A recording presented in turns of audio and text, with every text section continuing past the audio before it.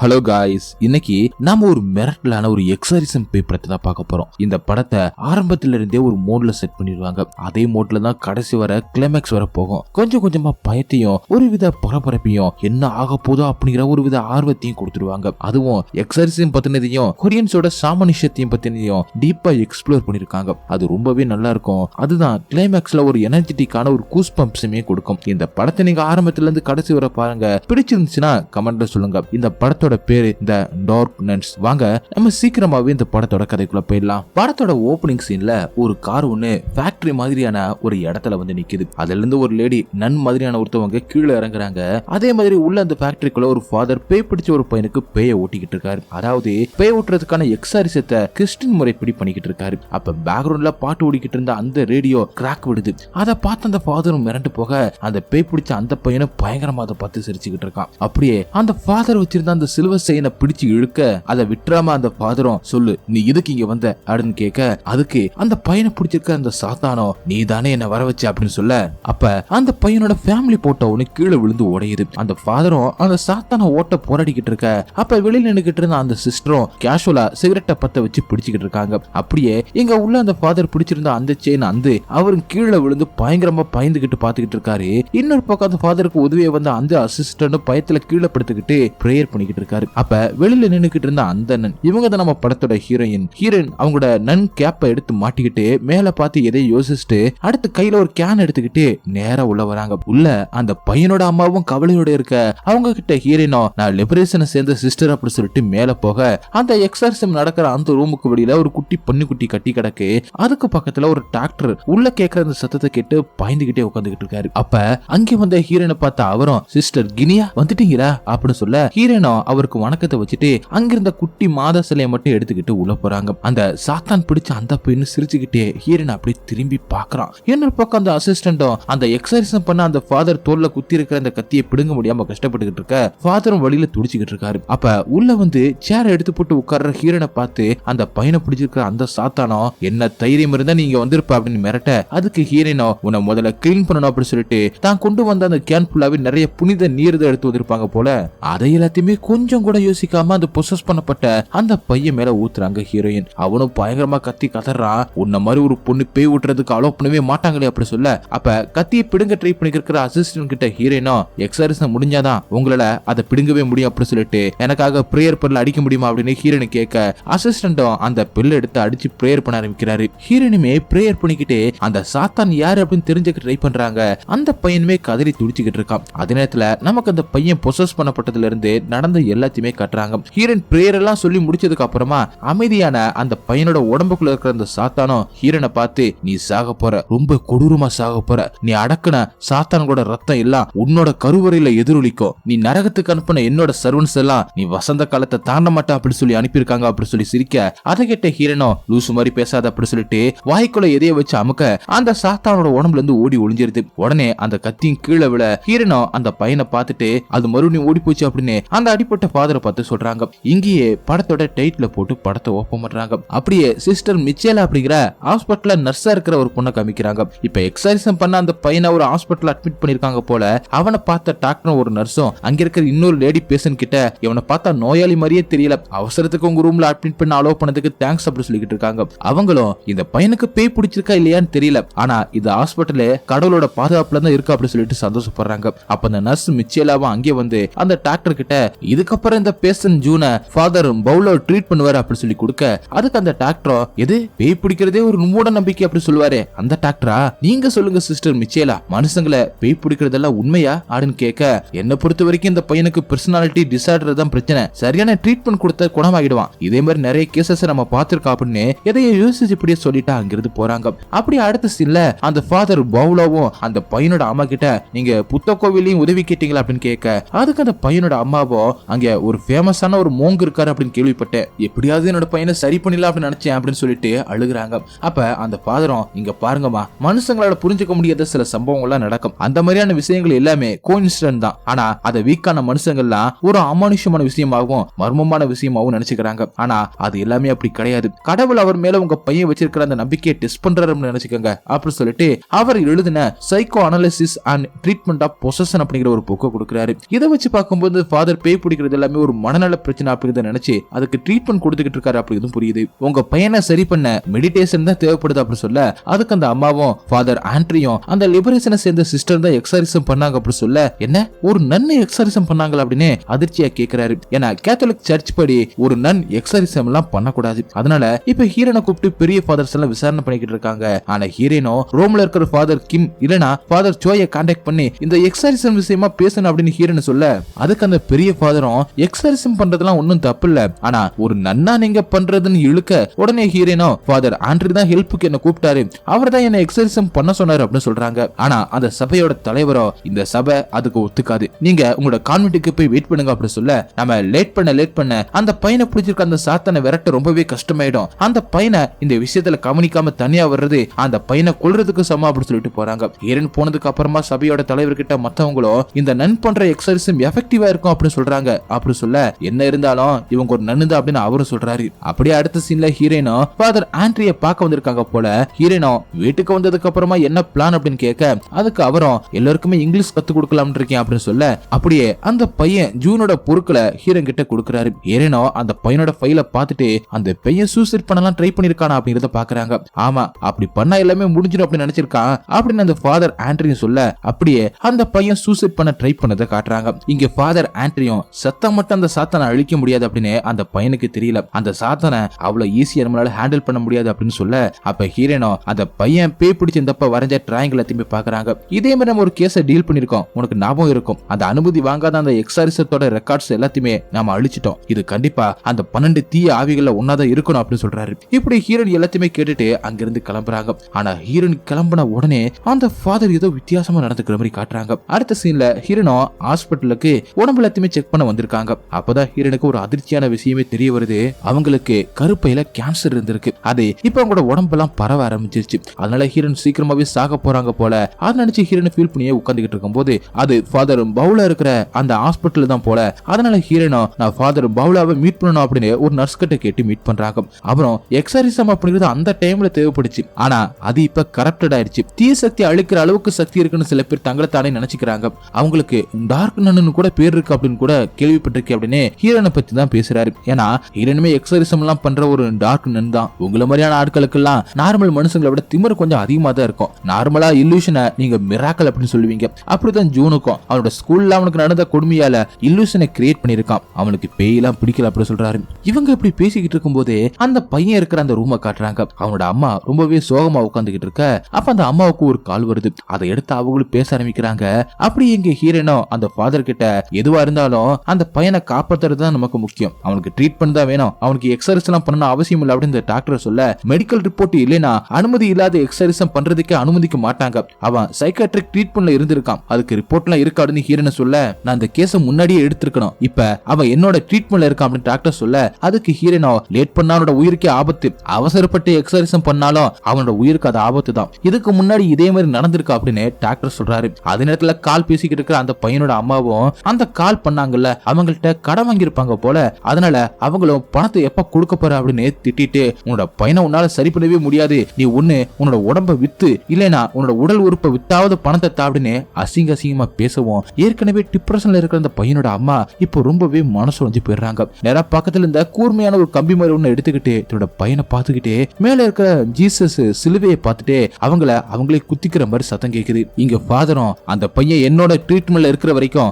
எக்ஸர்சைஸுக்கு அவ்வளவு ஈஸியா அப்ரூவல் எல்லாம் கொடுக்க மாட்டேன் அப்படி சொல்ல அப்ப டக்குன்னு அந்த நர்ஸ் மிச்சியலாவும் பதறி அடிச்சுக்கிட்டு உள்ள வராங்க. அந்த பையனோட அம்மா தன்னைத்தானே குத்திக்கிறது மட்டும் இல்லாம மேல இருந்து கீழே குதிச்சு இறந்து போயிருப்பாங்க போல. இப்ப அந்த இடத்துக்கு ஹீரோன் ஃபாதர் அந்த நர்ஸ் மிச்சியலா அப்படி சொல்லிட்டு எல்லாருமே வராங்க. ஃபாதரும் அந்த அம்மாவோட பாடியை பார்த்துட்டு நர்ஸ் கிட்ட அந்த பையன் முழிச்சதும் அவன் ஏதாவது அவனை பண்ணிக்கிறாம பாத்துக்கங்க அப்படி சொல்லிட்டு போறாரு. அப்ப ஹீரோனுக்கு திடீர்னு அவங்கள சுத்தி வினோதமான சத்தம் கேட்கிற மாதிரி இருக்குது. அந்த அம்மா மேல இருந்து கீழே குதிச்சு அந்த இடத்தை பார்த்து அங்க இருக்கிற தீய சக்தியை அங்கிருந்து போக வைக்கிற மாதிரி பிரேயர் பண்ணிக்கிட்டு இருக்காங்க. இதை எல்லாத்தையுமே பார்த்த நர்ஸ் மிச்சேலாவும் அந்த மாடியை பார்த்தபடி நின்னுகிட்டு இருக்க பிரேயர் எல்லாத்தையுமே சொல்லி முடிச்சதுக்கு அப்புறம் ஹீரோயின் திரும்பி அந்த சிஸ்டர் மிச்சேலாவை பாக்குறாங்க. அவங்க அங்கேயே பார்த்தபடி நிக்கிறாங்க. அப்படியே கொஞ்ச நேரம் கழிச்சு இருட்டப்படுற நேரத்துல அந்த பையனோட அம்மாவோட ஃபியூனரலுக்கு சிஸ்டர் மிச்சேலா போறதுக்காக மழை பெய்யவும் வெயிட் பண்ணிக்கிட்டு இருக்காங்க. அங்க வந்த ஹீரோனோ அந்த சிஸ்டரை கூட்ட அவங்களும் ஃபியூனரலுக்கு போறாங்க.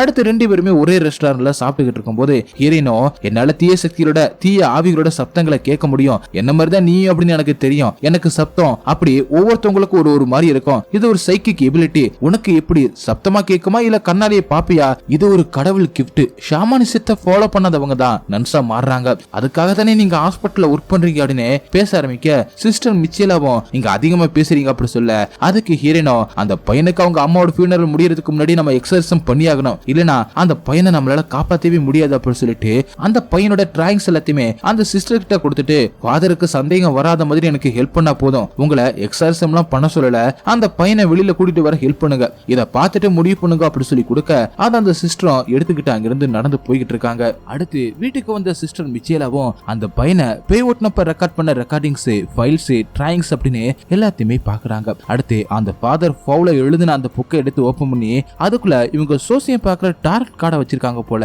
இதை வச்சு பார்க்கும்போது இவங்களுக்கு சைக்கிக் எபிலிட்டி இருக்கும் போல. இந்த விஷயத்துல உண்மை என்ன அப்படிங்கறத செக் பண்றதுக்காக 2 கார்டை எடுத்து பாக்குறாங்க. ரெண்டுலயுமே எக்ஸாரிசம் ரிலேட்டடான ஃப்ரீஸ்ட் அண்ட் ஈவில் அப்படின்னு தான் வருது. அடுத்த சீன்ல அந்த சிஸ்டர் மிச்சேலா சின்ன வயசுல ஒரு கான்வென்ட்ல இருக்கிற மாதிரியும் அவங்க கூட இன்னொரு பொண்ணுமே இருக்காங்க. அவங்கள்ட்ட இந்த சிஸ்டர் மிச்சேலா ஒரு கார்டை எடுத்து காட்ட அதுல கைத்துல தூங்குற மனுஷன் மாதிரி வருது. இது ஒரு மனுஷன் அவனோட வாழ்க்கையை அவனே முடிச்சுக்கிற மாதிரி தான் அர்த்தம் அப்படி சொல்லிட்டு அந்த கார்டு எல்லாத்தையுமே மிச்சல் கிட்ட கொடுத்துட்டு, இத சிஸ்டர்ஸ் கண்டுபிடிச்சிடாம பாத்துக்க, குறிப்பா ஃபாதர் பவுலாவோட கண்ணுல மட்டும் பற்றவே கூடாது, இல்லனா உன்னோட கதை அவ்வளவுதான் அப்படி சொல்றான். அப்ப இங்க பிரசன்ட்ல திடீர்னு சிஸ்டர் மிச்சேலாவோட ரூம் கதவை யாரோ தட்டுற மாதிரியான சத்தம் கேக்குது. சிஸ்டரும் யாரது அப்படின்னு கேட்டு பாக்குறாங்க. ஆனா எந்த ஒரு பதிலும் வரல. மறுபடியும் தட்டுற சத்தம் கேட்க சிஸ்டர் மிச்சேலாவும் மெதுவா கதவை திறந்து பார்த்தா அப்படி சின்ன வயசுல நடந்த விஷயம் உனத்தை காட்டுறாங்க. அந்த இன்னொரு பொண்ணு அந்த கார்டுல வந்த மாதிரியே அவளோட வாழ்க்கையை அவளே முடிச்சுக்கிட்டா. அதை பார்த்த சிஸ்டர் மிச்சேலாவும் அதிர்ச்சியாகி நிக்கும் போது அந்த பொண்ணு அதுக்கு முன்னாடி சொன்ன ஒரு விஷயத்தை காட்டுறாங்க. நம்மள மாதிரி பேய் பிடிச்ச பொண்ணுங்களை மத்தவங்க சபிக்கப்பட்ட பொண்ணு அப்படின்னு தான் சொல்லுவாங்க அப்படின்னு சொல்லியிருக்கா. அதே மாதிரி சிஸ்டர் மிச்சேலாவுக்கு சின்ன வயசுல பேய் பிடிச்சிருந்த மாதிரி அவளை கொரியன் ஷாமனிசம் தெரிஞ்சவங்களை வச்சு பேய் ஓட்ட ட்ரை பண்ணிருக்காங்க. ஆனா யாராலுமே இந்த பொண்ணை சரி பண்ண முடியல. அதை எல்லாத்தையுமே பார்த்து பயந்து ஓடி வந்திருக்கா. அப்படி ஓடி வரும்போது ஒரு மரத்துல ரூம்ல தூக்குல தொங்குன அந்த பொண்ணு மரத்தை தூங்கி இருக்கிறத பார்த்து மிரண்டு போய்கிட்டு இருக்கும்போது அந்த இடத்துல நிறைய ஆடுகள் எல்லாம் இருக்கிறத காட்டுறாங்க. அப்படியே டக்குன்னு சிஸ்டர் மிச்சேலாவும் பயந்துகிட்டு தூக்கத்துல இருந்து எந்திரிக்கிறாங்க. இவ்வளவு நேரம் சிஸ்டர் மிச்சேலாவுக்கு அவங்களோட பாஸ்ட்ல நடந்ததுதான் கனவா வந்திருக்கு.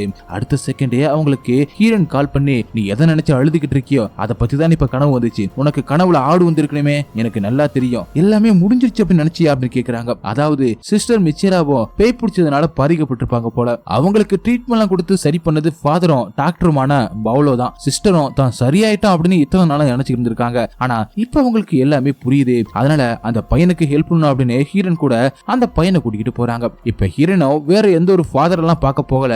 அவங்களுக்கு தெரிஞ்ச திறமையான ஒரு ஷாமனை தான் பார்க்க போறாங்க. அந்த ஷாமனோட இடத்துல சிஸ்டர் மிச்சேலா மாதிரி டாரட் கார்டை வச்சுக்கிட்டு ஒருத்தன் எதையோ படிச்சுக்கிட்டு இருக்கான். இவங்க வர்றதை பார்த்துட்டு வேகமா போயிட்டு வரவேற்கிறான். அடுத்து ஹீரோனோ அந்த ஷாமன் லேடி பேசிக்கிட்டு இருக்காங்க. ஜூன் மாதிரி அந்த பையனும் ஆன்மாவால சூஸ் பண்ணப்பட்டவன் தான். அவன் ஒரு அனாதை, அவனோட அம்மா ஒரு ஷாமன். ஆனா அவனுக்குள்ள எந்த ஒரு ஷாமன் ஆகக்கூடிய சக்தியுமே இல்ல. அவனோட தெய்வீக சக்தியும் ரொம்பவே வீக்கா இருக்கு அப்படின்னு சொல்லிட்டு அங்க நிக்கிற அந்த பொண்ணு எப்படி அப்படின்னு கேக்குறாங்க. அவளுக்கு சக்தி இருக்கு, ஆனா அத அவ இன்னுமே ஒத்துக்கல அப்படின்னு சொல்றாங்க. அதே நேரத்துல அந்த ஷாமனோட அசிஸ்டன்டும் அந்த ஜூன் கூட பேசிக்கிட்டு இருக்கான். அசிஸ்டன்ட்டுக்கு பேச சரியா வராது போல திக்கி திக்கி தான் பேசுறான். அதுக்கப்புறமா அந்த ஷாமன் லேடி ஜூனை பார்த்துட்டு, இவனை கண்டிப்பா ஒரு கெட்ட ஆவிதான் பொசஸ் பண்ணிருக்கு, அத நம்ம எக்ஸர்சைஸ் பண்ணி வரட்டினாலோ மத்த கெட்ட ஆவிகள் மறுபடியும் பொசஸ் பண்ண வாய்ப்பு இருக்கு. ஏன்னா இதுதான் இவனோட விதி. இவன் ஒரு டீமன் ஸ்பாம், அதாவது இவன் வயித்துல உருவாகி இருக்கும் போது இவனோட அம்மாவை ஷாமனிசம் சம்பந்தப்பட்ட ஆன்மா ஒண்ணு பொசஸ் பண்ணிருக்கு. அதனாலதான் இவனை எந்த ஒரு ஆவியும் ஈஸியா பொசஸ் பண்ணுது. இதுதான் இவனோட விதி அப்படின்னு டப்புன்னு சொல்லவும், அப்படி எப்படி நீங்க முடிவு பண்ணுவீங்க அப்படின்னு சிஸ்டர் மிச்சேலாவும் ஹீரோனு கேக்குறாங்க. அதனால சரி நான் இவனை எக்ஸர்சைஸ் பண்ண ட்ரை பண்றேன் அப்படி சொல்ல, நமக்கு டைம் இல்ல, நம்ம ஷாமன் டோமியனை வர வைப்போமா அப்படின்னு ஹீரோனு சொல்றாங்க. அடுத்த சீன்ல அந்த பெரிய ஷாமனை வர வச்சு அந்த எக்ஸர்சைஸ் ஆரம்பிக்கிறாங்க. இன்னொரு பக்கம் அந்த ஷாமன் லேடி ஹீரோன் கிட்ட, உன்னோட உடம்புல ஏதோ ஒரு பெரிய பிரச்சனை இருக்கு, நீ போய் ஹாஸ்பிட்டல்ல முதல்ல போய் பாரு அப்படி சொல்றாங்க. அதுக்கு ஹீரோனோ, உன்னோட பவர் குறைஞ்சிருச்சுன்னு நினைச்சேன், ஷார்ப்பா தான் இருக்க அப்படி சொல்றாங்க. இவங்க 2 பேருமே ஒரே இடத்துல தான் வளர்ந்துருப்பாங்க போல.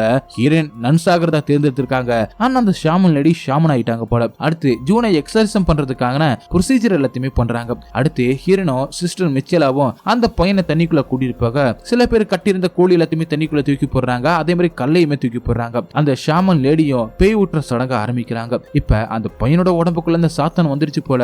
அது ஹீரோனையும் சிஸ்டர் மிச்சேலாவும் அசிங்கமா திட்ட, இன்னொரு பக்கம் அந்த ஷாமன் லேடி ஒரு தண்ணி குடுவை மேல ஏறி நின்று ஆடிக்கிட்டு இருக்காங்க. அப்ப அந்த பையனோட உடம்புக்குள்ள இருக்க அந்த சாத்தானா, என்ன அழிச்சுல அப்படி நினைச்சிட்டீங்கல்ல அப்படி சொன்ன அடுத்த செகண்டே அந்த குடுவை உடைஞ்சு அந்த ஷாமன் லேடி கீழே விழுந்துடுறாங்க. அவங்க காலில் வெட்டுப்பட்டு ரத்தமெல்லாம் வருது. அந்த எக்ஸாரிசமும் பாதியிலே நின்று போகுது. அந்த பையனுமே மயங்கி மயங்கிட்டான் போல, வேற வழி இல்லாம திரும்பவும் அவனை ஹாஸ்பிட்டல்ல சேர்த்துறாங்க. இப்ப சிஸ்டர் மிச்சேலாவும் இனிமே இவனை ஃபாதர் பவுலாவால தான் சரி பண்ண முடியும் அப்படின்னு நம்பி இனிமே இவனை ஃபாதர் பாத்துப்பாரு அப்படின்னு ஹீரோயின் கிட்ட சொல்ல, இந்த பையனை இப்படியே வர்றது மத்தவங்களுக்கும் ஆபத்து அப்படி சொல்ல, நீங்க ஏன் எக்ஸரிசம் தான் ஒரே தீர்வு அப்படின்னு பாக்குறீங்க, இனிமே என்னால உங்களுக்கு ஹெல்ப் பண்ண முடியாது அப்படின்னு சொல்லிட்டு போயிடுறாங்க. அடுத்து ஜூனை சொல்லாம கொள்ளாம கூட்டிட்டு போனதுக்காக ஃபாதர் பவுலாவும் சிஸ்டர் மிச்சேலாவை வர வச்சு டோஸ் போட்டுக்கிட்டு இருக்காரு. அவரும் ஹீரோயின் மாதிரியான ஆட்கள் பண்றது எல்லாமே தப்பு அப்படின்னு சிஸ்டர் கிட்ட சொல்றாரு. அதுவும் இல்லாம சிஸ்டர் மிச்சேலாவும் ஜூன் மாதிரி பொசஸ் பண்ணப்பட்ட நிலைமையில தான் இந்த ஃபாதர் பவுலா கிட்ட வந்திருக்காங்க. இவரும் அது எல்லாமே ஆவியோட வேலை கிடையாது, இது எல்லாமே மனநல பிரச்சனை தான் அப்படின்னு தொடர்ச்சியா ட்ரீட்மெண்ட் கொடுத்து இவங்களை சரி பண்ணிருக்காரு. உன்னை சரி பண்ண மாதிரியே நான் ஜூனியுமே சரி பண்ணுவேன், அதுக்கு நீ தான் சாட்சி அப்படின்னு சிஸ்டர் மிச்சேலாவுக்கு சொல்லி புரிய வைக்கிறாரு. அதுக்கப்புறமும் ஃபாதர் பவுலா கிட்ட பேசிட்டு சிஸ்டர் மிச்சேலாவும் நடந்து வந்துகிட்டு இருக்கும்போது அந்த ஹாஸ்பிட்டல்ல அட்மிட் ஆயிருக்கிற ஒரு லேடி பேசிட்டு சிஸ்டரோட கையை பிடிச்சி, சிஸ்டர் நானோட பையன் கிட்ட போக போறேன் அப்படின்னு சந்தோஷமா சொல்றாங்க. அதுக்கு சிஸ்டருமே சந்தோஷப்படுற மாதிரி சிரிச்சுக்கிட்டே கையை பார்க்க அவங்களோட கை பேய் கை மாதிரி தெரியுது. அதை பார்த்து மிரண்டு போன சிஸ்டரும் வேகமா அந்த லேடி பேஷண்டோட ரூம்ல போய் பார்க்க அவங்க ஏற்கனவே இறந்து போயிட்டாங்க போல. இதை வச்சு பார்க்கும்போது சிஸ்டர் மிச்சேலாவோட கண்ணுக்கு இறந்தவங்கள தெரிவாங்க போல. அடுத்த சீன்ல ஹீரோனுக்கும் உடம்பு சரியில்லை போல. அப்ப டீபாட்ல விசில் சத்தம் கேட்டு அதை போய் ஆஃப் பண்ண ஹீரோனுக்கு மறுபடியும் அந்த சத்தம் தொடர்ந்து கேட்டுக்கிட்டே இருக்கு. அடுத்த செகண்ட் கதவை பயங்கரமா யார தட்டுறாங்க. போய் பார்த்தா அது சிஸ்டர் மிச்சேலா தான். அவங்களும் எனக்கு ஹெல்ப் பண்ணுங்க அப்படின்னு பயந்துகிட்டே சொல்றாங்க. அது மட்டும் இல்லாம ஃபாதர் பவுலோ ஜூனை சீலா பண்ணப்பட்ட கான்வென்ட்டுக்கு கூட்டிட்டு போயிருக்காரு அப்படின்னு சொல்றாங்க. அதனால அவசரமா ரெண்டு பேருமே அங்கே கார்ல போறாங்க. அப்ப சிஸ்டர் மிச்சேலாவும் ஃபாதர் பவுலோ அங்க இருக்கிற ஃபாதர்ஸை வச்சு அவனை சரி பண்ண நினைக்கிறாரு அப்படின்னு சொல்ல, நீ அங்க ஏற்கனவே இருந்திருக்கீல அப்படின்னு ஹீரோன்னு சொல்ல, ஆமா 15 வருஷத்துக்கு முன்னாடி இருந்திருக்கேன் அப்படி சொல்றாங்க. அவங்க ரெண்டு பேருமே அந்த கான்வென்ட் இருக்கிற அந்த இடத்துக்கு வந்து சேர்ந்துடுறாங்க. அந்த இடம் ஃபுல்லாவே ஒரே பனி மூட்டமா புகை மூட்டமா இருக்கு. அவங்களுக்கு கார்ல இருந்து இறங்கி நடந்து போய்கிட்டு இருக்கும்போது அங்கிருந்த ஆடுகள் எல்லாமே கொடூரமான முறையில இறந்து கிடக்க அதை பார்த்து இவங்களும் அதிர்ச்சி ஆகிட்டு அந்த சர்ச்சுக்கு வராங்க. அந்த சர்ச்சை சுத்தி மேல ஒரே காக்காக்களை உட்காந்துக்கிட்டு இருக்குங்க. இவங்களும் உள்ள போக ஃபாதருமே வெளியில வராரு. அவர் பார்க்கவே கொஞ்சம் பயந்து போன மாதிரி தான் இருக்காரு. அங்க ஏதோ ஒரு விஷயம் நடந்திருக்கு. அவர்கிட்ட இவங்களும் அந்த பையன் எங்க அப்படின்னு கேட்டுட்டு அங்க போறாங்க. அந்த இடத்துல இருந்து வெளியில யாருமே வர முடியாது, படி சேரு டேபிள் அப்படின்னு சொல்லிட்டு எல்லாத்தையுமே போட்டு லாக் பண்ணி வச்சிருக்காங்க. அவங்களுமே எல்லாத்தையுமே ஓபன் பண்ணிட்டு உள்ள போறாங்க.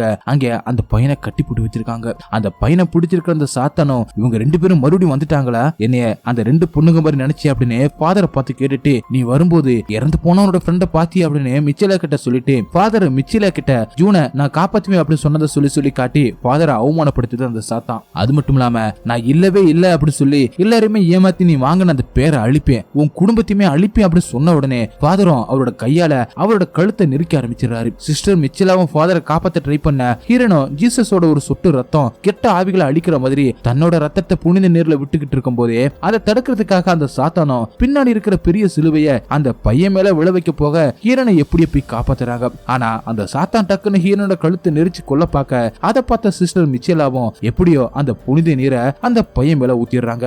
அதனால மறுபடியும் அந்த சாத்தானோட உடம்புல இருந்து ஓடி ஒளிஞ்ச மாதிரி அந்த காக்காக்கள் எல்லாமே அங்கிருந்து பறந்து போயிடுதுங்க. அதுக்கப்புறமா அந்த பையனும் சுயனனுக்கு வந்துடுறான். ஆனா அவனுக்கு இப்படி அவன் கஷ்டப்படுறது ரொம்பவே கஷ்டமா இருக்கு. அதனால பக்கத்துல இருக்கிற கத்தி எடுத்து குத்திட்டு சாக போக அல ஹீரோனும் அந்த குத்தை தான் வாங்கிக்கிட்டு அந்த பையனை எப்படி காப்பாத்திடுறாங்க. அதை எல்லாமே இந்த ஃபாதர் அடையுமே பார்க்க முடியல. அடுத்த சீன்ல சிஸ்டர் மிச்சேலாவும் ஒரு இடத்துல உட்காந்துக்கிட்டு இருக்க.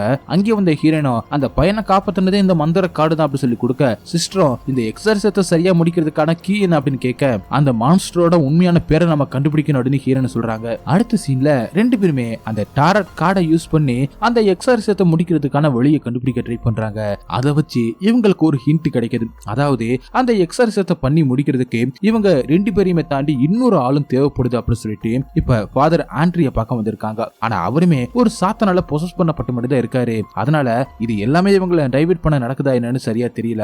ஹீரோனுமே அவருக்கு எக்ஸர்சைஸ் பண்ணிட்டு அவரோட சிலுவையும் புனித சால்வையுமே எடுத்துட்டு வராங்க. ஆனா அவங்க ரொம்பவே சோகமா வராங்க. அங்க என்ன நடந்துச்சு அப்படிங்கறத தெளிவா நமக்கு காட்டல. அடுத்து ஹீரோனும் சிஸ்டர் மிச்சேலாவும் ரூம்ல இருந்து ஃபாதர் கிம் அனுப்பின ரெண்டு பேரை மீட் பண்ணி பேசுறாங்க. அவங்களும் ஃபாதர் கிம் அண்ட் ஃபாதர் சோய் வேற ஒரு மிஷனுக்கு போயிருக்காங்க. அதனால அவங்களால இந்த ரிச்சுவலை பண்ண முடியாது. அந்த பையனை பொசஸ் பண்ணி இருக்கிறது 12 கெட்ட ஆவிகள்ல ஒண்ணுதான். அதனால ஏதாவது பண்ணி இந்த பையனோட உயிரை காப்பாத்துங்க அப்படி சொல்றாங்க. அங்கே வந்திருக்கிறவரும் ஆர்டர் ஆஃப் த ரோசி கிராஸை சேர்ந்த பிரீஸ்ட் தான். அதனால சிஸ்டர் மிச்சேலாவும் நீங்க இந்த எக்ஸர்சைஸை எங்களுக்காக கூட வந்து செய்யலாம்ல அப்படி சொல்ல, அதுக்கு அவரும் இதுக்கு எனக்கு ஆர்டர் கிடையாது, நீங்க தான் இதை தனியா பாத்துக்கணும் அப்படி சொல்றாங்க. அப்பதான் ஹீரோனோ அந்த 12 கெட்ட ஆவிகளை வரவிடாம பண்றதுக்கு சொர்க்கத்தோட சாவியும் செயின்ட் பீட்டரோட புனித பைபிளும் எங்களுக்கு வேணும் அப்படின்னு கேட்க, அதை கேட்ட அவங்களும் அதை யோசிச்சு பார்த்துட்டு அது வேட்டிக்கன்ல இருக்கு, அது புனித ஆயுதங்கள், அதை எப்படி தர்றது அப்படின்னு சொல்ல ஹீரோனோ அந்த சாத்தான் பிரீஸ்டுக்குள்ள கூட ஏமாத்தியது அப்படி சொல்லவும் அவரும் என்னால முடிஞ்சதை பண்றோம் அப்படின்னு சொல்லிட்டு அவங்களுமே அதுக்கப்புறம் அங்கிருந்து போறாங்க. அப்ப தங்களுக்கு உதவாத அந்த ஃபாதர் கிம்ம பிடிச்சி திட்டுறாங்க ஹீரோயின். அவர் தான் உங்களுக்கு எல்லாத்தையுமே சொல்லி கொடுத்த டீச்சர், அவர் போய் திட்டுறீங்களே அப்படின்னு மிச்சில அவன் சொல்ல,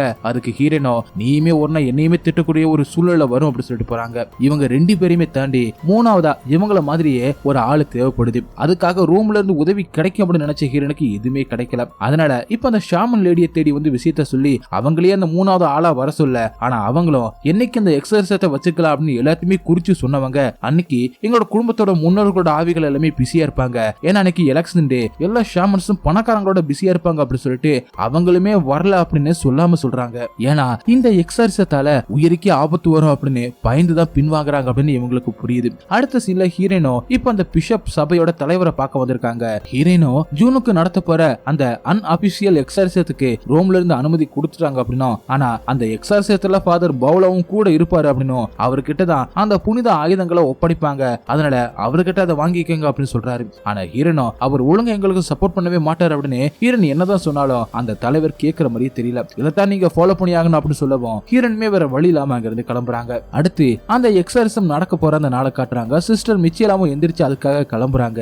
அப்போ ஒரு இடத்துல கார்ல உட்காந்துக்கிட்டு யோசிச்சுட்டு இருக்கிற ஹீரோனோ அந்த ஆர்டர் ஆஃப் ரோசி கிராஸ்ல இருந்து வந்த அந்த பிஷப் சொன்ன ஒரு விஷயத்தை நினைச்சு பாக்குறாங்க. அந்த ஃபாதர் கிம் என்ன சொல்லிருக்காருன்னா, அந்த சாத்தான என்ன விலை கொடுத்தாவது அழிச்சிருங்க அப்படின்னு சொல்லி அனுப்பியிருக்காரு. அந்த பையனோட உயிருக்கு ஆபத்து வந்தா கூட பரவாயில்ல அப்படின்னு சொல்லியிருப்பாரு போல. அதைத்தான் ஹீரோனுமே நினைச்சு பார்த்திருக்காங்க. அதைத்தான் இப்ப ஹீரோனோட மனசுல ஓடிக்கிட்டு இருக்கு. அடுத்து ஹீரோனும் சிஸ்டர் மிச்சிலாவும் அந்த பையனை கூட்டிக்கிட்டு ஃபேக்டரி மாதிரியான ஒரு இடத்துக்கு வராங்க. அங்கேதான் அந்த பையனும் அந்த பையனோட அம்மாவும் தங்கி இருந்திருப்பாங்க. இப்ப சாத்தனால பொசஸ் பண்ணப்பட்ட அந்த பையனோட உடம்பு ரொம்பவே மோசமா போன வாட அடிக்கவும் சிஸ்டர் மிச்சிலாவும் கார்ல இருந்து இறங்கின உடனே வாமிட் எடுக்கிறாங்க. இன்னொரு பக்கம் அந்த ஷாமன் லேடியோட இடத்துல பெரிய ஷாமனும் வெளியில பார்த்துட்டு இன்னைக்கு வழக்கத்துக்கு மாற ரொம்பவே கூலிங்கா இருக்கே அப்படி சொல்றாரு. அப்படி நைட் ஆகுது. அப்ப அந்த ஷாமன் பிளேஸ்ல இருந்து யாரோ எதையும் வேக வேகமா எடுத்துக்கிட்டு வண்டியில கிளம்புற மாதிரி இருக்கு. அடுத்து உள்ள ஹீரோனோ சிஸ்டர் மிச்சிலாவும் அந்த பையனை தள்ளிக்கிட்டே வராங்க. அப்ப அங்க இந்த பையனோட ஃபேமிலி போட்டோ ஒன்று இருக்கு, அதை எடுத்து பாக்குறாங்க. அதே நேரத்துல ரோம்ல இருந்து அந்த புனித பொருட்களை ஃபாதர் பவுலோ கிட்ட வந்து ஒப்படைக்கிறாங்க. இங்க இவங்களும் அந்த பையனை பெற்றோட சேர்த்து கட்டி போடுறாங்க. அடுத்து ஒரு பருத்தி எடுத்து அந்த பையனோட முகத்துக்குள்ள காட்டி அதை வெளியில எடுக்கும் போது அது கருப்பா மாறி இருக்கிறத காட்டி நம்ம ஆரம்பிக்கல அப்படின்னு ஹீரோன்னு சொல்றாங்க. அது மட்டும் இல்லாம இந்த பருத்தி 3 தேவிகளை குறிக்கும். அவங்க தான் ஜூனை இந்த பூமிக்கு கொண்டு வந்தாங்க. ஏன்னா ஜூன் ஒரு ஷாமன் ஆகிறதுக்கு சூஸ் பண்ணப்பட்டவன். இவனை இந்த முன்னோர்கள் பாதுகாத்துக்கிட்டு இருக்காங்க. ஈரோப்போல எல்லாமே எக்ஸர்சைஸ் பண்றதுக்கு முன்னாடி அவங்களோட கார்டியன் ஸ்பிரிட்டை வர வைப்பாங்க அப்படின்னு சொல்லிட்டு அந்த தொப்பி மாதிரி இருக்கிறத கலட்டி சிஸ்டர் கிட்ட கொடுக்க அதுக்குள்ள ஷாமனிசத்தோட மந்திர பேப்பர் ஒட்டி இருக்கு. ஹீரன் இந்த எக்ஸர்சைஸை அவங்களோட முறைப்படி மட்டும் பண்றது இல்ல, அதோட சேர்த்து ஷாமனிசத்தையும் பயன்படுத்தி தான் பண்ண போறாங்க அப்படின்னு தெரியுது. அடுத்து பெட்டை சுத்தி உப்பை குட்டி முடிச்சுட்டு சிஸ்டரை அந்த பையனோட பல்ஸை செக் பண்ண சொல்றாங்க.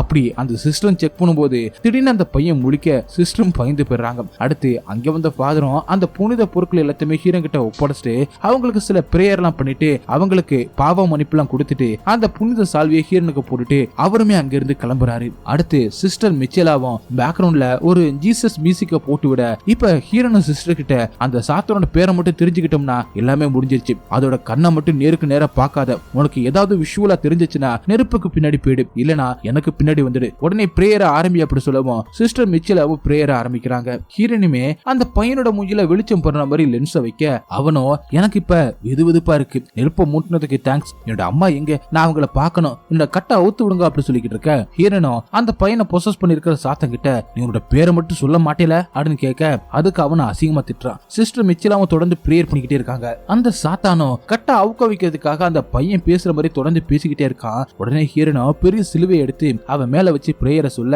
அவனும் பயங்கரமா துடிக்க ஆரம்பிக்கிறான். அப்ப அந்த ஃபேக்டரியில இருக்கிற எலிகள் கூட்டம் கூட்டமா அங்க இருக்கிற இடத்துக்கு நகர்ந்து வர மாதிரி இருக்கு. உடனே அந்த சாத்தானோ ஹீரனை திட்ட அடுத்த செகண்டே அங்க எரிஞ்சுக்கிட்டு இருந்த மெழுகு வித்தி எல்லாமே அணைஞ்சு போதுங்க. மொபைல பிளே ஆகிட்டு இருந்த அந்த பேக்ரவுண்ட் மியூசிக்குமே ஆஃப் ஆக சிஸ்டர் மிச்சலாவும் பயந்து போயிடுறாங்க. அந்த பையனும் மயங்கிடுறான். ஹீரனும் சர்க்கியூட்டை ரீஸ்டார்ட் பண்ணிட்டு மெழுகு வித்தி எல்லாத்தையுமே மறுபடியும் ஏத்து அப்படி சொல்லவும் அதே மாதிரி சிஸ்டரும் பண்றாங்க. ஆனா அவங்களோட போன் திடீர்னு ஒர்க் ஆகாம போகுது. சிஸ்டருமே மெழுகுவத்தியை ஏற்றி வச்சதுக்கு அப்புறமா ஹீரனோ அந்த புனித சால்வை ஜூனோட முகத்துல வச்சுட்டு பிரேயர் பண்ண போக அப்ப அந்த பையனோ சிஸ்டர் என்ன பொசஸ் பண்ணிருக்கிறது சாத்தான் கிடையாது, அது என்ன பாதுகாக்கிற அந்த ஆன்மா தான், அது என்ன பாதுகாக்க தான் செய்யுது அப்படின்னு சொல்ல அது என்னோட அம்மாவை கொன்னு இருக்கு, என்னோட ஃப்ரெண்டை காயப்படுத்தி இருக்கு, அது சாத்தான் தான், அது உன்னை பாதுகாக்கல அப்படின்னு சொல்ல உடனே அந்த பையனை சாத்தான் மாதிரி பேச ஆரம்பிச்சிடறான். அவங்கள ட்விஸ்ட் பண்ணி ஏமாத்த பாக்குது. இப்படி எல்லாம் பேசி உங்க அம்மாவை நான் தான் கொன்னேன் அப்படின்னு ஹீரன் கிட்ட திரும்ப திரும்ப சொல்லி சிரிக்குது அந்த சாத்தான். ஹீரனும் சிஸ்டரும் அதை கிட்ட மிரட்டி போயிடுறாங்க. உடனே சிலுவையை நெஞ்சில வச்சு பிரேயர் பண்ண ஆரம்பிக்க அந்த இடமே ஆட ஆரம்பிக்குது. அப்ப சிஸ்டர் மிச்சலா வச்ச வச்சிருந்த அந்த சிலுவையை வச்சு ஹீரோட கண்ணத்திலே ஒரு கீரலை போடுது. உடனே ஹீரோனோ புனித நீர் மொத்தத்தையுமே தூக்கி அவன் மேல ஊத்த அப்புறமா தான் அங்க ஆனது எல்லாமே நிக்குது. ஹீரோன சிஸ்டர் மிச்சலாவா அந்த சாத்தான் கிட்ட உன் பேர் என்ன அப்படின்னு திரும்ப திரும்ப கேக்குறாங்க. ஆனா அதுவும் இவங்களை திட்டிக்கிட்டே கோவத்துல கத்திக்கிட்டு இருக்கு. அது மட்டும் இல்லாம ஜீசஸ்க்கு எதிராகவும் பேசுது. அது மட்டும் இல்லாம ஹீரோனோட கருப்பையில கேன்சர் இருக்குல்ல, அதை வச்சு நீ சீக்கிரமாவே சாக போற அப்படின்னு சொல்ல, அது மட்டும் இல்லாம நீங்களாம் வீக்கானவங்க அப்படின்னு சொல்ல, அதுக்கு ஹீரோனோ நீ தான் வீக்கானவன், எப்ப நான் எக்ஸாரிசத்தை ஸ்டார்ட் பண்ணாலும் நீ ஓடி ஒளிஞ்சு போயிடுற, ஒரு அப்பாவி பையனை நீ பொசஸ் பண்ணிருக்க, நீ ஒரு கோடா அப்படின்னு சொல்றாங்க. அப்படின்னு ஹீரோனோ சொல்லிட்டு டக்குன்னு தன்னோட செல்வியை எடுத்து அந்த பையனோட நெஞ்சில வச்சு அப்படியே பிரேயர் பண்ண அவனோட உடம்புல அப்படியே மேல தூக்கி ஒரு மாதிரி கத்துறான். என்ன பண்ணாலும் அந்த சாத்தானோட பேர் தெரியாம இவங்களால ஒண்ணுமே பண்ண முடியல. நாங்க இதுக்காக தான் 233 வருஷமா வெயிட் பண்ணிக்கிட்டு இருக்கோம். நான் 1791 1846 1866 வந்தேன். அப்ப 103 பேரை கொன்னேன். இப்ப நான் வந்திருக்கிறது குழந்தைகளை கொல்றதுக்காக. இந்த சின்ன பையில இருந்து ஆரம்பிச்சு 292 471 அப்படியே தொடர்ந்து 2340 குழந்தைகளை கொல்ல போறேன். இந்த உலகத்துல இருக்கிற எல்லா இடத்துலயும் இருக்கிற குழந்தைகள் எல்லாம் சாக போறாங்க. என்னோட வார்த்தையை நான் வச்சுக்க. இந்த சின்ன பையில இருந்து இது ஆரம்பிக்க போது. என்னைய தடுக்க முடியாம நீ திணற போற அப்படின்னு அந்த சாத்தானும் சொல்ல, ஹீரோனுமே எழுந்து வந்து எங்களுக்கு உடனே அழிச்சா மட்டும் போதும், எல்லாத்தையுமே சரி பண்ணிடலாம், உன் பேர் என்னன்னு சொல்லு அப்படின்னு சொல்லி கேட்க, ஆனா அந்த சாத்தானை பேரை சொல்லாம ரொம்ப கோவத்தோட ஹீரோன் கிட்ட பேசிக்கிட்டே இருக்கு. ஹீரோனாலுமே இந்த சாத்தானை சமாளிக்க முடியல. அத பேச பேச ஹீரோனால ஒண்ணுமே பேச முடியல. ஹீரோனுக்கு ஏற்கனவே உடம்பு வேற சரியில்லை. சாத்தான் பேச பேச அவங்களோட மூக்குல இருந்து ரத்தமாவும் வந்துகிட்டு இருக்கு. அதுக்கப்புறம் அந்த சாத்தானும் பயங்கரமா கத்தி ஹீரோன் மேல எல்லாத்தையுமே தள்ளி விட்டு ஹீரோனை கொல்லவும் ட்ரை பண்ண அந்த சிஸ்டர் மிச்சலாவும் எப்படி ஹீரோனை காப்பாத்துறாங்க. இருந்தாலும் ஹீரோனோட காலில் அடிபட்டுறது. அதுக்கு கட்டெல்லாம் போட்டு விட்டுட்டு அவங்களும் இப்ப என்ன பண்றது அப்படின்னு யோசிச்சுக்கிட்டு இருக்கும் போது அந்த ஷாமன் லேடியோட அசிஸ்டன்ட் இருப்பான்ல, அவன் ஒரு இடத்துல எக்ஸர்சைஸ் பண்றதுக்கு ஹெல்ப் பண்றதுக்காக ட்ரம்ஸ்ல அடிச்சு மந்திரத்தை சொல்லுவாங்கல்ல, அந்த மாதிரியான ஒரு செட்டப்பை போட்டுட்டு அந்த இடத்துல வந்து உட்கார்றான். அவன் இப்ப உட்கார்ந்து இருக்கிறது அந்த ஃபேக்டரிக்கு வெளியில தான். இங்க ஹீரோனோ சிஸ்டர் மிச்சலா கிட்ட அந்த கீயையும் செயின்ட் பீட்டரோட பைபிளையும் எடுத்துட்டு வா அப்படி சொல்ல, அப்பதான் சிஸ்டர் மிச்சலா கவனிக்கிறாங்க அந்த பைபிள் எல்லாமே அங்கிருந்த எலிகள் ரொம்பவே குதறி வச்சிருக்குங்க. அதனால அந்த பைபிள் இருக்கிற வார்த்தைகளை இவங்களால படிக்கிறதுக்கு வாய்ப்பே கிடையாது. அதை பார்த்த 2 பேருமே மிரண்டு போயிடுறாங்க. இது அந்த சாத்தானோட வேலை தான். அந்த சாத்தானோ தன்னை எதுவுமே பண்ண முடியாத அந்த 2 புணுகளையும் பார்த்து ரொம்பவே மட்டமா பேசிக்கிட்டு இருக்க, அதே நேரத்துல அந்த அசிஸ்டன்டும் மேளத்தை குட்டிக்கிட்டு ஷாமன் மந்திரத்தை சொல்ல அந்த சத்தம் இந்த சாத்தானுக்கு கேட்ட உடனே இந்த சாத்தம் ரொம்பவே பதட்டமாக ஆரம்பிக்குது. இவங்களுக்கு 3ஆவதா ஒரு ஆள் தேவைப்படுதுல, அதனால இவங்க எல்லா இடத்துலயுமே ட்ரை பண்ணிருப்பாங்க. இவங்களுக்கு யாருமே கிடைச்சிருக்க மாட்டாங்க. கடைசியில அந்த ஷாமனோட அசிஸ்டன்ட் கிட்ட வந்து ஜூனோட நிலைமையை எடுத்து சொல்லி அவனை வர சொல்லி கேட்டிருக்காங்க. அவன் தான் இப்ப மனசு மாதிரி வந்திருக்கான். ஏன்னா அவன் ஏற்கனவே தற்கொலை பண்ண போட அந்த ஜூனை காப்பாத்தி அவன் தான் மந்திரிச்ச காடை அவங்கிட்ட பாதுகாப்புக்காக கொடுத்திருக்கான். அந்த காடை தான் அவனை ஒரு கட்டத்துல காப்பாத்தி இருக்கும். அதனால தன்ன மாதிரி இருக்கிற ஜூன் மேல அவனுக்கு ஒரு பாசம் இருந்திருக்கு. அதனாலதான் வந்திருக்கான். இப்பதான் ஹீரோனுக்கு ஒரு புது நம்பிக்கை வந்திருக்கு. அதே நேரத்துல அந்த பருத்தியுமே காட்டுறாங்க. அது இப்ப பெருசாகிட்டு இருக்கு. ஏன்னா அந்த சாத்தானை அழிக்கிறதுக்கான அந்த 3 பேர் இப்ப ஒண்ணு சேர்ந்துட்டாங்க. ஹீரோனுமே அந்த சத்தத்தை அதிகப்படுத்துறதுக்காக நெருப்பு அணைக்கிற அந்த சிலிண்டரை ஜன்னல் கண்ணாடி மேல தூக்கி போட்டு அதை உடைச்சு அந்த சத்தம் இன்னும் நல்லா கேட்கிற மாதிரி பண்றாங்க. அத அந்த சாத்தானால கேட்கவே முடியல. அடுத்து இவங்களும் சேர்ந்து பிரேயர் பண்ணிட்டு டக்குனே சிஸ்டர் மிச்சேலாவும் மறுபடியும் அந்த புனித நீர் எல்லாத்தையுமே அந்த சாத்தன் மேல ஊத்த, இருந்தாலுமே அந்த சாத்தான் இன்னும் அடங்க மாட்டுது. அதே நேரத்துல இங்க எலெக்ஷன் டேக்காக ரிச்சுவலுக்காக ரெடி பண்ணி வச்சிருந்த எல்லாத்தையுமே அந்த அசிஸ்டன்ட் எடுத்துட்டு போனதுனால அந்த ஷாமன் லேடி இடத்துல எல்லாருமே கோவமா இருக்காங்க. அவனை திரும்ப போய் கூட்டிட்டு வரலாமா அப்படின்னு கேட்க, அதுக்கு அந்த பெரிய ஃபாதரும் அங்கே போன சாவு நிச்சயம், அதை அவனே பாத்துக்கிட்டு அப்படி சொல்லிட்டு விட்டுறாரு. அந்த ஷாமன் லேடியும் ரொம்பவே கஷ்டப்படுறாங்க. அதே நேரத்துல அதுக்கு ஏத்த மாதிரி அந்த மந்திரத்தை சொல்லிக்கிற அந்த அசிஸ்டன்ட கொல்றதுக்காக அந்த சாத்தான் மேல இருக்கிற ஒரு பெரிய பைப்பை அவன் மேல விழ வைக்குது. ஆனா அவன் எப்படி தப்பிச்சிடறான். இருந்தாலும் அந்த புத்தகத்தை எடுத்து வச்சு மேலத்தை தட்டிக்கிட்டே அந்த மந்திரத்தை தொடர்ந்து சொல்லிக்கிட்டே இருக்கான். அங்கே காத்து பயங்கரமா அடிச்சுக்கிட்டே இருக்கு. இங்க ஹீரோனோ அந்த சொர்க்கத்தின் சாவிய ஒரு மந்திர சால்வையில வச்சு அப்படி சுத்தி அத அந்த சாத்தானோட வாயில வச்சு இப்ப ஹீரோனோ அந்த சாத்தானோட பேரு அப்படின்னு கேட்க ஆரம்பிக்கிறாங்க. இப்ப அந்த பையனோட வாய்ஸ்ல இல்லாம இப்ப சாத்தானே டைரக்டா பேச ஆரம்பிக்குது. இப்பயுமே இந்த சாத்தான் டைரக்டா அதோட பேரை சொல்லாம அது எங்கெங்க இருந்துச்சு அப்படின்னு ஒண்ணு சொல்லிக்கிட்டே இருக்கு. டக்குனு ஹீரோனோ அந்த சால்வை எடுத்து தன்னோட தோல்ல போட்டுக்க, இன்னுமே அந்த புனித நீர் இருக்கு போல அதை எடுத்து சிஸ்டர் மிச்சலாவும் அந்த சாத்தான் மேல ஊத்துறாங்க. இந்த எக்ஸர்சம் நடக்கும்போது அந்த சாத்தான் ஹீரோனால ஒரு கருவை சுமக்க முடியாதுல, ஏன்னா அவங்களோட கருவறையில தான் கேன்சர் இருக்குல்ல, அதனால அதையே சொல்லி திரும்ப உன்னால ஒரு குழந்தைய சுமக்க முடியாது அப்படின்னு சொல்லிட்டு மட்டம் தட்டியே பேசிக்கிட்டு இருக்கோம். அதனால இப்ப ஹீரோயினோ உன்னைய வயிற்றுல ஏத்துக்கிறேன் அதை வச்சே உன்னை அழிக்கிற அப்படின்னு மாதிரி அந்த சாத்தான் கிட்ட சொல்றாங்க. ஹீரன் அந்த மந்திர சால்வையை வச்சு அந்த சாத்தானுக்கு வலியை கொடுத்துக்கிட்டு இருக்க, இங்க அந்த புத்தகத்தை பார்த்து மந்திரத்தை சொல்லிக்கிட்டு இருக்கிற அந்த அசிஸ்டன்ட் எதிர்பார்க்காத நேரத்துல அந்த புத்தகமும் பறந்து போயிடுது. இருந்தாலும் திரும்ப திரும்ப மேலத்தை தட்டிக்கிட்டு மந்திரத்தை சொல்லிக்கிட்டே இருக்கான். ஹீரன் இந்த பக்கம் அந்த 12 ஆவிகள உன்னோட பேர் என்ன சொல்லு அப்படின்னு சொல்லிட்டு திரும்ப திரும்ப கேட்க, அதே நேரத்துல அந்த அசிஸ்டன்ட் அடிச்சுக்கிட்டு இருந்த அந்த மேளம் ஒரு கட்டத்துல உடைஞ்சு போகுது. இருந்தாலும் மன தைரியத்தோட விடாம அந்த அசிஸ்டன்டும் ஜூனுக்காக எப்படியா திரும்பி வந்துடுறா அப்படி மாதிரி பிரேயர் பண்ணிக்கிட்டு இருக்கான். எல்லாருமே சேர்ந்து தொடர்ந்து பிரேயர் பண்ண அந்த சாத்தானால வலி தாங்க முடியாம ஒரு கட்டத்துல அதோட பேரை சொல்லிடுது. ஹீரனுமே தொடர்ந்து பிரேயர் பண்ணி கடைசியில அந்த சாத்தானோட பேரை சொல்லி இங்கிருந்து போ அப்படி சொல்ல, குதிரை சிம்பிள் கொண்ட அந்த சாத்தான் அப்படி அங்கிருந்து கரைஞ்சு போகுது. அப்படியே அடுத்த சீன்ல ஒரு கடற்கரையில ஹீரன் நின்னுகிட்டு இருக்க மாதிரி அங்க வந்த அந்த சின்ன பையன் ஸ்கூல் ட்ரெஸ்ல என்னை காப்பாத்தினதுக்கு நன்றின்ற மாதிரி சொல்றான். அப்படியே ஹீரன் முழிச்சு பார்க்க அங்க சிஸ்டர் மிச்சேலாவும் ஹீரன் முழிக்கணும் அப்படின்னு சொல்லிட்டு பிரேயர் பண்ணிக்கிட்டு இருக்காங்க. எல்லாமே அங்க நல்லபடியா முடிஞ்சிருச்சு அப்படின்னு நினைக்கும் போது இன்னும் அந்த சாத்தான் அழிஞ்சு போல அங்க இருக்கிற ஃபேக்டரியில இருக்கிற எல்லாத்தையுமே வெடிக்க வைக்க ஆரம்பிக்குது. வெளியில நின்னுகிட்டு இருக்கிற அந்த அசிஸ்டன்டும் வேகமா உள்ள வந்து அந்த பையனை தூக்கிக்கிட்டு வெளியில வந்துடுறான். அதே மாதிரி ஹீரன் சிஸ்டர் மிச்சேலாவும் வெளியில வந்துடுறாங்க. அந்த ஃபேக்டரி நல்லா குளிர்ந்து விட்டு எரிஞ்சுக்கிட்டு இருக்கு. ஹீரன் அந்த சொர்க்கத்தின் சாவியை வச்சு அந்த சாத்தானை முழுசா அழிக்கிறதுக்காக ஒரு பிளான் பண்ணி அந்த பையனை வேகமா பக்கத்துல இருக்கிற சர்ச்சுக்கு தூக்கிட்டு போங்க, அங்க போயிட்டு 3 தடவை பெல்ல அடிங்க, நான் தெரிஞ்சுக்கிறேன் அப்படின்னு சொல்றாங்க. ஹீரன் தன்னையே தியாகம் பண்ணி அந்த சாத்தானை அழிக்க போறாங்க அப்படின்னு சிஸ்டர் மிச்சேலாவுக்கு நல்லாவே தெரியுது. அவங்களும் அவங்கள விட்டுட்டு போக மாட்டாங்க. ஆனா ஹீரனோ அவங்களை எப்படியும் சமாதானப்படுத்தி அந்த பையனை சிஸ்டர் மிச்சேலா கூடயும் அசிஸ்டன்ட் கூடயும் அசிஸ்டன்ட் வந்து அந்த வண்டியிலேயே அனுப்பி வைக்கிறாங்க. அவங்களும் வேகமா பக்கத்துல இருக்கிற சர்ச்சை நோக்கி வந்துகிட்டு இருக்காங்க. அப்ப அந்த சாத்தான் அந்த ஃபேக்டரியில இருக்கிற அந்த எலிகள், அதாவது அந்த சிட்டில இருக்கிற எல்லா எலிகளுமே வெளியில ரோட்ல நடமாட விடுது. அந்த எலிகளை பார்த்த ஊர் மக்கள் எல்லாருமே அந்த சிட்டில இருக்கிற எல்லாருமே பயந்து ஓட ஆரம்பிக்கிறாங்க.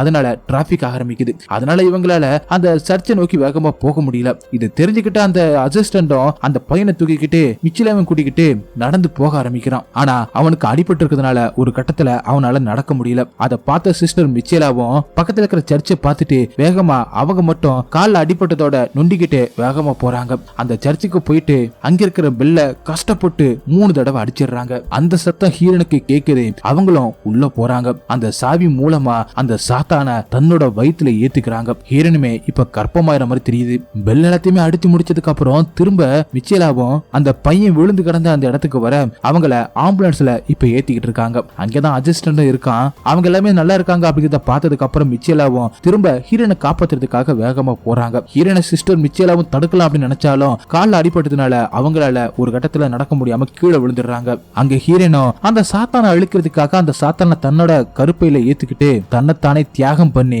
கடைசியில அந்த சாத்தானை அழிச்சிடுறாங்க. அப்படியே எல்லாமே நல்லபடியா முடியுது. இப்ப அந்த ஃபாதர் பவுலாவும் அந்த பிரீஸ்டும் உட்கார்ந்து பேசிக்கிட்டு இருக்காங்க. அந்த பிரீஸ்ட் கிட்ட அந்த புனித பொருட்களை ஃபாதர் ஒப்படைக்க தான் வந்திருக்காரு. அப்ப அந்த பிரீஸ்டும் அந்த பையன் எப்படி இருக்கான் அப்படின்னு கேட்க, அதுக்கு ஃபாதரும் அவன் சரியாக இன்னும் டைம் எடுக்கும், அவன் சீக்கிரமாவே சரியாயிடுவா அப்படின்னு சொல்றாரு. அப்படியே ஹீரனோட உயிர் தியாகத்தையுமே நினைச்சு பாக்குறாங்க. அப்படியே அங்கே கட் பண்ணி ஹீரனோட கல்லறையை காட்டுறாங்க. அங்க ஒருத்தர் நின்று ஹீரனுக்காக பிரேயர் பண்ணிக்கிட்டு இருக்கான். அவன் வேற யாரும் இல்ல, அந்த பேய் பிடிச்ச அந்த ஜூன் தான். இப்ப அவன் நல்லா வளர்ந்துட்டான். அந்த இடத்துக்கு சிஸ்டர் மிச்சேலாவும் வராங்க. அவங்கள பார்த்து ஜூனும் சந்தோஷப்பட, அதுக்கப்புறம் அவங்க 2 பேருமே இப்போ ஒரு கார்ல வந்துகிட்டு இருக்காங்க. ஜூன் ஏற்கனவே ஷாமனா மாறதுக்காக சூஸ் பண்ணப்பட்டவன் தான். இப்ப தன்னை காப்பாத்துறதுக்காக தன்னோட உயிரையே கொடுத்த ஹீரனுக்காக அந்த நரகத்தோட 12 கெட்ட ஆவிகளை அழிக்கிறதுக்காக சிஸ்டர் மிச்சேலாவோட கிளம்பிட்டான். என்னால இதை பண்ண முடியுமா அப்படின்னு சிஸ்டர் மிச்சேலாவும் கேட்க, ஏன்னா ஹீரன் ஏற்கனவே ரொம்பவே தைரியசாலியும் கூட, அந்த மாதிரி தன்னால இருக்க முடியுமா அப்படின்னு ஜூன் கிட்ட சிஸ்டர் மிச்சேலாவும் கேட்க, ஹீரன் ஏற்கனவே உங்களுக்கு கத்துக் கொடுக்க வேண்டியதெல்லாம் கத்துக் கொடுத்துட்டாங்க, நீங்க அவங்க கிட்ட இருந்து எல்லாத்தையுமே கத்துக்கிட்டீங்க, அதனால எல்லாமே நல்லபடியா தான் முடியும் அப்படின்னு சொல்ல, அதுக்கு சிஸ்டர் மிச்சேலாவும் சிரிக்கிறாங்க. அப்படியே 2 பேருமே கார்ல போறதை காட்டி இந்த படத்தை முடிக்கிறாங்க. ஓகே காய்ஸ், இந்த படம் உங்களுக்கு எந்த அளவுக்கு பிடிச்சிருச்சு அப்படிங்கறத கமெண்ட்ல சொல்லுங்க. உங்களுக்கு இந்த வீடியோ பிடிச்சிருந்துச்சுன்னா உடனே ஒரு லைக் தட்டி விட்டுட்டு மறந்துடாம உங்க ஃப்ரெண்ட்ஸுக்கு ஷேர் பண்ணுங்க. அப்படியே நம்ம சேனலை சப்ஸ்கிரைப் பண்ண மறந்துடாதீங்க. நெக்ஸ்ட் வீடியோல மீட் பண்ணலாம். By guys.